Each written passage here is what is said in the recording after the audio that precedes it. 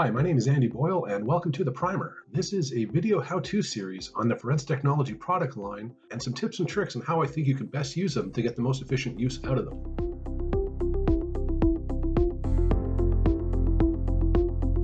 Initially, this video was going to be about how to set your delimiter rings on a bulged primer, but then the acquisition had issues, and so I realized it's a good opportunity to show you the process for doing an acquisition with the manual override. And so I'm going to go ahead and select that. I'll turn off the ejector for the sake of speed here and continue this acquisition. And when you are working with the manual override option enabled, what's going to happen is that during the acquisition, it is going to pause after each automatic step to let you validate and even override what it's giving you. So the first step right now is the focus. And once it's done doing the autofocus, I have the chance now to make focus adjustments here. I'll do 2 steps in one direction and bring it back 2 steps to where it was because it did get it right, and hit continue to keep going. Now we're doing the auto light, and once it's happy with the light setting, it'll give me a chance once again to accept it or modify it. And from here now, we can go ahead and pull this guy up from 26%, bring it up to 47. It did get it right, so go back to that 26 and hit continue. Where it had issues was with the firing pin impression, and you can see in this image right now that it's barely noticeable, and that's because of the fact that this is a bulge primer where the pressure that propelled the bullet down the barrel, some of that pressure went back through the flash hole and pushed that primer outwards, and ultimately negated almost all of that firing pin impression. You can see here there's barely anything left of that firing pin impression. So that gave it a little bit of trouble, hence the manual override acquisition. Here we're at breech face 6 o'clock. The light is at a good height here. It's a little bright, but during the side light acquisition, you'll see that it's going to take photos as it lowers that light intensity down step by step by step. So the fact that it was bright initially is part of the process because it goes all the way down to almost all the way off, taking photos along the way. And that's the final combined image with all those different light settings combined into one. We'll continue again, and now at the very top of the screen, you can see breech face 3D. Any point during the acquisition process, you can see what step you're on just by looking at what that image title is throughout that. And over here now, we can see clearly the bulge primer and the outer perimeter surrounding it. It is doing the depth from focus image here, and so it's going to slowly lower that focus, taking a single photo at a time, until it has covered everything within that surface with a perfect focus individually. And now it's actually going to do the high definition 3D capture, which takes a bit of time. There's not much to see here on screen because it's all happening inside the acquisition unit. But there are several LEDs acquiring from multiple angles throughout this process, and each specified angle is going to produce a very deliberate shadow pattern across that surface from all the way around that 360-degree circumference there. And by understanding what every shadow pattern was, along with the specific light angle that led to that shadow pattern, that is how it understands the overall 3D surface nature of what's on that surface topography. So with that done now, it's going to zoom in for the firing pin impression. Here we go.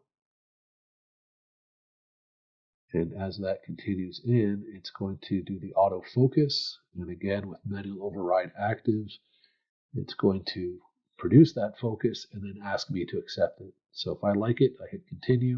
If I don't like it, I make changes. Continue means the auto light does its work. And if I'm happy with the auto light setting, I'll accept that. Here it comes. Looks good. And once again, there's not much left of the firing pin impression. We'll see that a little bit more later on in the validation screen. So I'm going to shrink that down to what's left of that firing pin impression, since everything got pushed all the way out to be completely flat just about. And let that do its thing. The exact settings of those rings during the acquisition here is not as important as getting it perfectly right when you are in the validation screen afterwards. So here it is doing the 3D imaging. So again, inside the AU, the acquisition unit, the light angles are shining individually, casting their individual shadows. It's going to compile all of those individual images together to understand what the 3D surface topography actually is. And that's what it's doing at this time.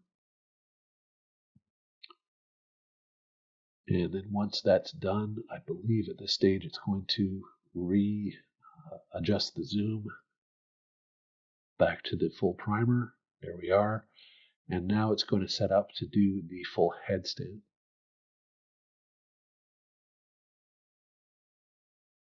And so once it does that, it's going to move up to the top corner and take 9 screenshots here that it's going to stitch back together to reconstruct the entire full head stamp in a one compiled image afterwards.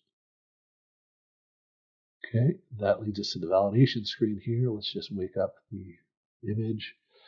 So now what we can see here is what's left of the firing pin impression. Once all that back pressure pushed that primer back out and almost completely negated the impression from the firing pin, there's a little bit of it left there, and that's what we want to set the ring accurate to.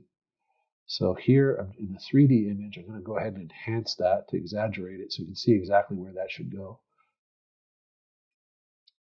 And I'm going to change that light around to 180 and give it a different light angle here to see it as clear as I can. So that red ring is almost correct at this stage. There it is with the fixed side light. And here we can actually balance our view between the 3D breech face and the 2D breech face to ensure that we set that ring where it should go. It takes a little adjustment here.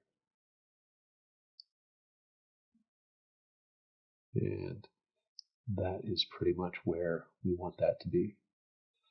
And so all of that flowback, there's nothing unusual about that. We see that a lot, but the fact that the back pressure pushed that firing pin impression to make it almost completely flush, that's what makes this a bulged primer essentially. And even if we look at this guy from the side view, that's all that's left of the firing pin impression. What is typically something that goes deeper than the breech face height, quite a bit deeper than the breech face height, got pushed out and bulged out to the point that it's almost non-existent. But then that is where you want that firing pin ring to be placed, is right at what is left of that firing pin impression. Whatever dimple is still present, that's the one you want to keep. And that is a manual override acquisition combined with the ring placement for a bulge primer. Thanks for watching. Stay tuned to the channel for future content, and I hope to see you soon. Bye-bye.